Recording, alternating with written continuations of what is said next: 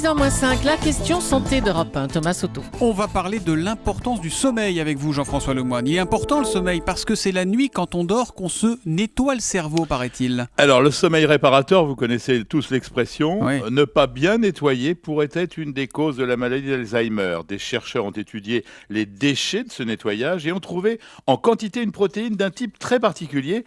Cette substance qui est une sorte de colle dont on sait qu'elle a un rôle majeur dans la maladie d'Alzheimer et la diminution des capacités du cerveau qui est littéralement collée par cette protéine qui forme des plaques qui tapissent le cerveau des malades très atteints. Attendez, ça veut dire que le manque de sommeil, docteur, pourrait être l'une des causes de la maladie d'Alzheimer, c'est ça? Alors les chercheurs ont trouvé une association entre les deux phénomènes. Maintenant, cause ou conséquence de la maladie, les scientifiques sont aujourd'hui dans l'incapacité de trancher.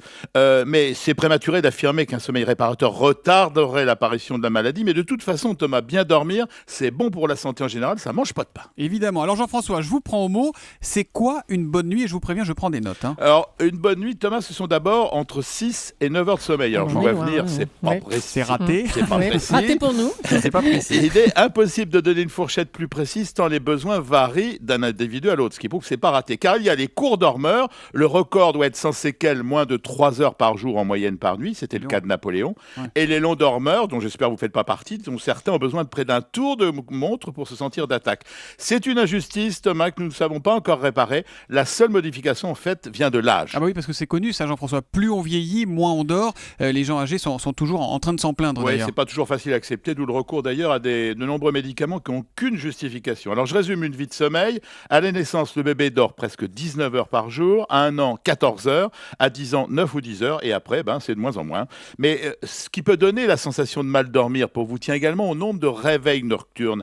À partir de 30 ans, c'est incontournable, on en subit une vingtaine par nuit. On est complètement Non. réveillé, mais dans la majorité des cas, ces réveils sont inconscients Ah oui, on et s'en ne rend pas laissent compte. aucun souvenir. Ouais. Si par contre, Thomas, ces micro-réveils durent chacun plus d'une minute, au total, ça fait plus de 20 minutes par nuit. Et c'est à ce moment-là que vous aurez le sentiment d'avoir mal dormi. Et puis une bonne nuit, c'est également s'endormir vite.